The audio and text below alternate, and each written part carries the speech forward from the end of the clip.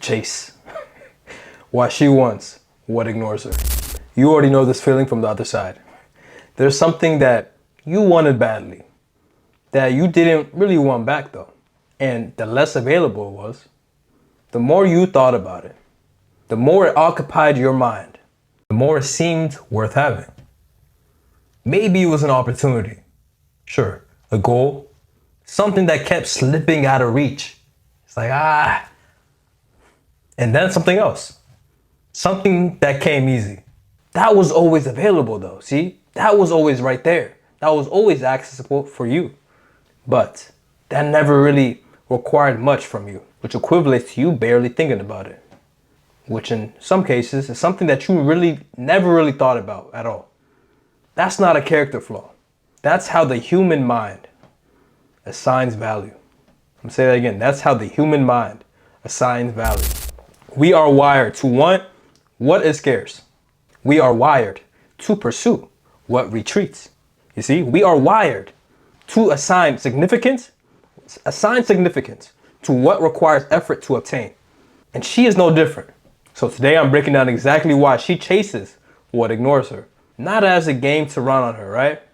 It might sound like that, but this is more like a psychological truth on how attraction really works. Why a certain man, this type of guy, is always available, is always overlooked. I'm gonna say that again. The guy who is always available. Why he seems to get always overlooked. Why the man who genuinely has somewhere to become is the man that she can't stop thinking about. And what the difference actually is between a man who, plays hard to get and a man who simply is. Without further ado, I'm CXM. If you're new here, subscribe to the channel, turn on the post notifications on, and smash that like button. Let's get into it. Before we talk about her though, hold that for a second. Let's talk about the mechanism. Because this isn't about gender. It might seem like it is, but wait. This is about how the human mind works. Economists, right? They called it scarcity bias. They call it scarcity bias, to be honest with you. Psychologists, they call it reactance. But the principle is ancient and very simple. We want more of what we can have less of. I'm gonna say that again. We want more of what we can have less of. Think about water. In a desert, water is the most valuable thing in this world. People will do extraordinary things to get it. You're probably blessed and don't have it, but you know exactly what I mean. Fight for it. They will literally fight for it. Trade everything they have for it. In a city with running water everywhere. Nobody thinks about it. It's like, it's just there. It's natural. You're used to it. Why? Because it's available. It doesn't really require anything from you. Same substance, completely different value. The only variable is availability. Now apply that to a man. The man who is always available, who always responds immediately. He's right there. You need him, he's there. It's like the, if you know, you know, who clears the schedule for her, right? He makes her the number one priority, the first priority. The moment that she signals interest, it's like, that's it. Whatever he had going on, it doesn't matter. This is number one. He is the running water. Yeah, I'm gonna say that. He is the running water. Always there, never requiring anything. Never. Never creating the experience of scarcity. You see? In the mind, her mind, stops assigning value to what is always available. This is not cruelty whatsoever. It's not even a manipulation on her part. It's just how value gets assigned. It's the same mechanism that makes you appreciate something more after you almost lost it. You can think back, think deeply for a second. And if you haven't yet, watch this video up here about gratitude. I think this will really hit home for a lot of folks. The same mechanism that makes a limited edition mean more than an unlimited supply. The man who is scarce, it's not because he's playing games, but because his life is genuinely full. Something that we always mention here on the channel. The man that triggers, see that man, he triggers a whole completely different response. The mind locks on, the tabs open, the question forms. Why is he more available? Why? What does he have going on that's more important than me? You see, these are the questions that are going to start crumbing up, and comes down to, who is this? That question, that is the beginning of attraction. Just basically gave you the cheat code straight up right here, right now. What I'm breaking down right now, why scarcity creates value and how that connects to your internal state. That is exactly what the art of detachment is built around. I kid you not. Not the performance of it, the real thing, right here, right now. The men who have read it tell me how much it has changed the way they move. Not only what they think, the way they act on it. Because this is a guidance that you can apply with every day. You can read this every single day. Not just with the women as well. In every area of your life. It'll be the first link in the description. Grab it and let's continue watching. Come right back. Now let's go deeper. Let's go deeper. Because scarcity is only half of it. We got one half out the way. We got one half out the way. The other half is pursuit.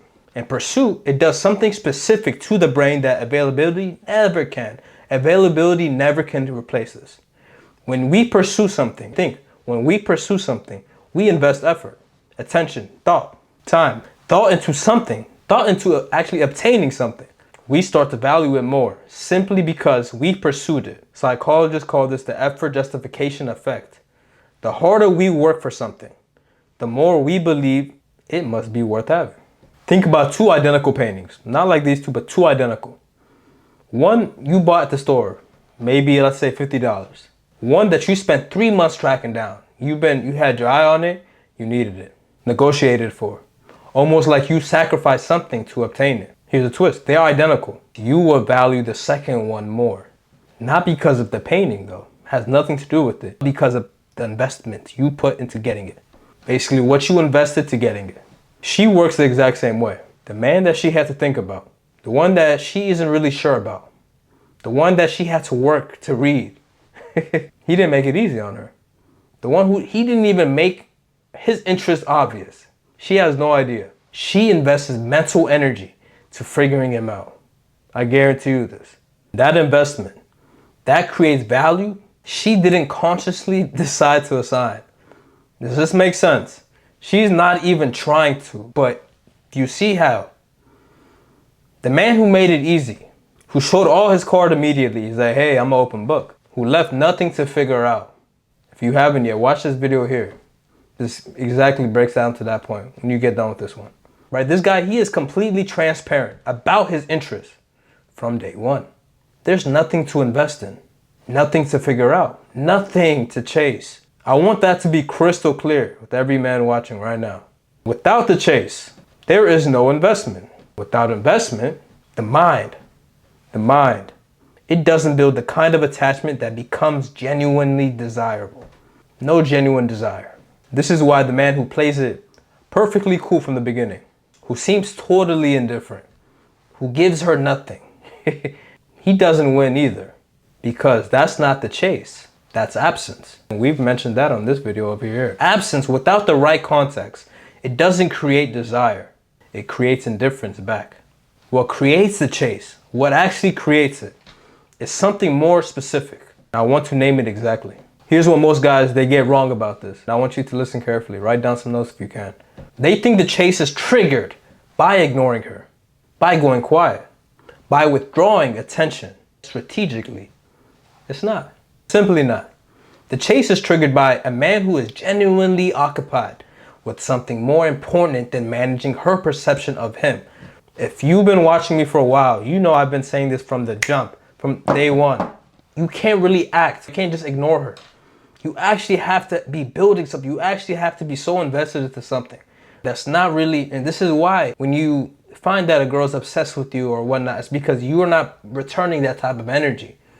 Whether or not you are more focused on other things, maybe you're focused on another type of woman. Do you understand this type of vision? Read that again. He is genuinely occupied. Not performing occupation, not strategically ignoring her. Nah, none of that. Actually, fully in his own life, with his own mission, his own direction, his own momentum. That's the difference. Here's the difference. It's critical. I want this to be clear. The man who is strategically ignoring her, he is still thinking about her constantly. That went over some guys' heads. I'm gonna say that again. The man who is strategically ignoring her, he is still thinking about her constantly.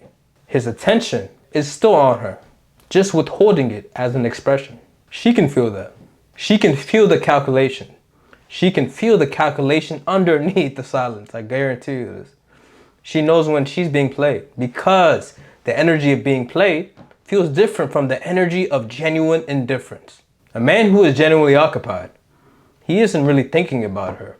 Yeah, he has too much on his mind. He's thinking about the thing that's right in front of him. What's in our focus? What can we focus on that can actually change our direction of our life. You see, he replies when he comes up for air. He's available when he has the time. He's available when he has the space. And when he's with her, this is a major one. When he's with her, he's actually with her. He's not over here, not on his phone, scrolling. He's actually spending time with her. Not performing presence though, while calculating his next move. Does this make sense? That specific energy of a man who is genuinely full is the most magnetic thing that she will ever encounter. Because why? Why? Because it's rare. Because it communicates something that her nervous system reads before her mind. Reads before her mind even catches up to it. This man doesn't need me to complete him. He's good. I'm adding to his life, if anything. And they better, because of this type of guy, if there's no ROI, if there's no return on investment, out of there. Boom. No even hesitation or arguments. Just, whew. You understand? In her mind, she's thinking, if the man, this guy, if he doesn't need me to complete him, this might be the only one that I want. Might be the only one that I actually want to. Let me take you back for a second. Solomon, the ancient king of Israel, one of the wealthiest and wisest men ever recorded in history. He wrote in Proverbs, "It's not good to have zeal without knowledge, nor to be hasty in your steps." Most people read that as productivity advice, but read it as a description of attraction. The man with zeal, without knowledge, is the man who pursues understanding, who shows all his interest immediately, who moves fast because he can't help it, who lets her see everything he feels before she's earned it. That man is not compelling, none whatsoever. What he is, he's legible. What's legible, what is fully legible, cannot be mysterious in any manner. And what is not mysterious cannot sustain desire. The man who is not hasty in his steps, who moves deliberately, who doesn't rush towards the things that he wants, who has enough self-possession to let things unfold at the right pace, the right time, right situation. That man creates a whole completely different experience. She doesn't know exactly where he stands. She has no idea. She's like, what's going on? All these numbers are coming up, question marks. This is the type of guy that she thinks about late at night when she can't sleep. She might even be with you, thinking about somebody else. This is how I've had some guys tell me this, where she can't get certain dude out of her mind. The majority of the time, this guy, he's not even trying to. He's just completely detached. He just completely moved on, who has other things on his mind. He sees her when he can. Like I said, this is not because he's being cruel. It's simply because he hasn't decided yet. He simply hasn't. He's still evaluating. He's still in his own process. That process, the fact that he has a process, the fact that he even has a process, that he doesn't just, immediately decide she's the answer, she's the one, she's the truth, she's the light, right? Because she showed a little bit of interest. That's what keeps her engaged. Boom, I just gave you the Chico. And rewatch this video if you have to, so you can understand it precisely. I try to break this down exactly so it doesn't come off as a game. You actually have to do the work. You actually have to be really locked in your life. There's no cheat code to make this a thing. It might work temporarily, but wait, because the man who has not decided yet is a man worth trying to win. The man who decided immediately, though, is a man who didn't need to be won. Now, let me show you this through 3 different types of men. Same woman, completely different outcomes. The first man, he makes his interest obvious immediately. He texts back within seconds. He clears his schedule for her. He compliments her constantly. He makes it clear through everything that he does that she is the priority. What you will notice is that she enjoys this attention for a while, but she doesn't chase him. Why? Because she doesn't have to. He's already hers. What is already yours doesn't create desire. I'm gonna say that again. What is already yours does not create desire. It creates comfort at best, boredom at worst. Within weeks, she's already less interested than she was at the beginning. This is how you see the energy was fading away. She pulled back. Many guys say, yes, I'm doing this. I'm listening to what you say, CXM, but are you doing this consistently? That 1 week, that 2 weeks, like when you switch up the tempo, when you start acting different, this is exactly what happens. It's not because, like I said, you did anything wrong, he did anything wrong. In this scenario, this man, he didn't do anything wrong necessarily. It's mostly because he gave her everything before she had the desire to want it. He gave her everything before she wanted it. Now the second man, he goes the opposite direction. He's cold, he barely responds. This guy is hard to reach him. He gives her almost nothing, absolutely nothing to work with. She reaches out and he gets one-word answers. He hits her back with the one-word answers, cool. She tries to make plain and he's vague. She might chase this guy for a while, but eventually she reads a signal correctly. He's either not interested or he's someone that she doesn't want to be around. The coldness, you see, this doesn't create desire. Some guys might think so, but it doesn't. It creates a question mark, literally a huge question mark right there that eventually resolves to disinterest. Trust me, it might work for a little bit, but in the long haul, it won't. Now, the third man, he is warm when he's present, engaged when they're together. He's genuinely occupied when he's not. He responds when he surfaces. Not immediately, not strategically, not delayed. When he comes up for it, when he sees it, basically. He has opinions and he holds them. He doesn't yap and let the be known 24/7 to her. He has a direction. He moves in it. It's simple. He's not performing unavailability. This is not a mask. He just has somewhere that he needs to be. She thinks about him in between interactions. See, not because he made her, but because he left space for her to think. He didn't fill every gap with reassurance. The questions of who he is stays open just long enough for her to want to answer it herself. See, the third man, he is the one that she chases. Majority, 9 times out of 10, this is the one. It's not because he ignored her though. He didn't ignore her. Simply because he was real. What makes the third man different, it's not a strategy. It's a foundation. Building that foundation, that real internal work, the internal work that makes all of this real, right? Instead of performed. That's what the Clarity Room is for. The full system, all 3 pillars and more. In a private community of men doing this work together. Link will be in the description. Join now. Here's something that I want you to understand because it's very important. She doesn't choose to chase what ignores her. It just happens to her. This is not a conscious decision that she makes. She doesn't sit down and think, okay, I'm going to want this man more because he's not as available. It's not that calculated, right? I don't think they're that smart. Majority of them, right? It's a response, a biological, psychological response to a specific set of signals, to a specific set of signals. The same way hunger, it's not a choice. It's a response to the absence of food. Her interest heightened in response to a man's genuine unavailability. That isn't a choice either. It's just what happens when the mechanism gets triggered. And this matters because it means that you cannot logically get your way out of it. You cannot explain to her why you should want more. You cannot tell her that you're valuable and have it land the same way as experiencing it. Experiencing your value directly. The experience, you see, this is the only thing that creates the response, which means that the only path is the real one, not the performance of full life. But the actual full life, not the strategy of withdrawal. The genuine occupation with something more important, eyes on the prize. It's 24/7. You see how we always say, focus on your mission. Because she will feel the difference. The performance, however convincing it looks like from the outside, always has a shelf life. It cracks under pressure, 9 times out of 10. It slips in the moments of insecurity. It collapses the first time she tests it. And if you haven't yet, watch that video, Resistance. That's how you avoid the collapse. The real thing, you see, it doesn't crack because it's not afraid to be held up by effort. It's just what's true. Now the warning, because understanding this creates a trap that a lot of men walk straight into. It's like walking into the fire. They hear all of this. They think immediately, I need to be less available. I need to be more mysterious. Don't lie. Is that what you're thinking? I need to withdraw my attention strategically to create desire.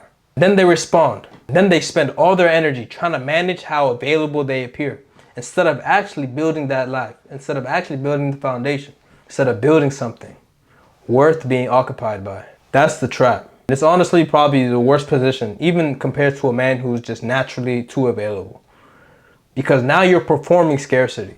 You're manufacturing unavailability. You're spending mental energy on her perception of you, which means that your attention is actually more on hers than it was before. You just moved it underground. You're hiding it. The man running strategy is not free. He's still tied to the outcome. He's still regulated by her response. He's just hiding it better temporarily.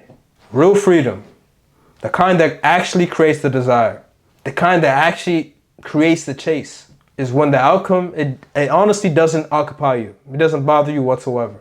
When you're not running a strategy because you actually have things to do, because you actually don't need one, when your life is full enough that you're not calculating how to be more available or how available to appear. That's the man that she chases. That's the man the chase happens around naturally. Boom.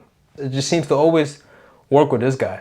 See, it's not because he engineered it, but because he built something real. The scarcity is simply a byproduct of how full his life already is. So what does this look like? Not in theory, in practice. It looks like actually having a mission that pulls more of your energy than she does. Not because you decided to put her second. You didn't really diagnose it like that. It's simply because your mission is genuinely more compelling. Maybe you've a playboy, you've had a lot of experience. Oh, it's not really, you will find another. It's like she's not really all that. It's because you actually built something that you want to be in, participate in, that, it thrives you. Like that's where your desire is at. While most guys their desire is getting a woman, getting married, this, that. Not you. It looks like training that you don't skip regardless of what's happening in your personal life. Does this make sense? Because your standards, your physical standard, isn't conditional on your emotional state. It looks like friendships and environments that doesn't revolve around her and your situation with her. You're not that type of guy that you're cutting off friends. Is that because you just got in a relationship? We all know guys like this, all of us. You can't find them for a couple months. Break up, have this, that, they're right back. We mentioned how she comes back, but this is how I should probably make another video with friends like that. It's ridiculous. See, the right guy, his life is full before she entered it, before she arrived. And it stays full regardless of what she decides. She wants to stay in it, leave, cool. It doesn't bother you. Your life doesn't change whatsoever. You just keep going, rocking and rolling, baby. It's all love. It's all good. It looks like opinions you hold regardless if she disagrees. Standards that you maintain, even when maintaining them creates friction. Directions that you move in when her approval isn't guaranteed. None of that is a strategy. It's just a life. His life. Real life. Built by a man who decided that his own direction mattered more than managing her perception of him. And the byproduct of that life, the natural unmanaged byproduct, is that you become rare. You become the kind of man that chase happens naturally. You will notice this, I guarantee you this, where you're not on dating apps no more, you're just out in public or whatever, they approach you. Many guys will never understand this. I promise you this. I promise you that the real ones know. It's simply because you built something worth chasing. It's simple like that. Now here's where I want to leave you with. Think about a river, strong current, moving in one direction, confident in its own path. Now think about the shore. The shore doesn't chase the river, but watch what happens at the edge. Where the river meets the land, the river shapes the shore. Over time, without effort, without strategy, without the river deciding to influence anything, the shore takes the form the river gives it. That's what a man who has genuine direction does to the world around him. Does that make sense? He doesn't chase whatsoever, never. He doesn't strategize. He just moves. The people in his orbit, including her, take the shape of the current over time. The man who chases is the shore waiting to be shaped. The man with direction, though, you, is the river that shapes. Be the river. Not for her, never for her. Not to make her chase, you're good off that. When you don't really make that your desired outcome, what do you think happens? What's something that we've always mentioned happen? Wanting it too much is why you don't. You can see that video up there. Because the man who moves with genuine direction, he's actually moving in a flow state. He doesn't just attract the right woman. He builds a life that compounds in every direction possible. I guarantee you this, attracting everything. In his work, in his relationships, even in his own sense of who he is. The chase is a byproduct. Build the river. The shore takes care of itself. Now that's clarity. If this video landed for you, share this with a man who's been, chasing instead of building. And drop a comment. Tell me where you're at with this. The art of detachment is the foundation. If tonight hit, that's where you start. It's the manual that makes all of this click as something you actually live. First link in the description when you're ready for the full system. Attraction, detachment, alignment, and the 3 pillars in the private community of men. The clarity room is the next step. Link will also be in the description. Clarity of mind, discipline, emotion. You got this. Don't overthink it. Don't overcomplicate it, man. Be easy, stay safe. Peace.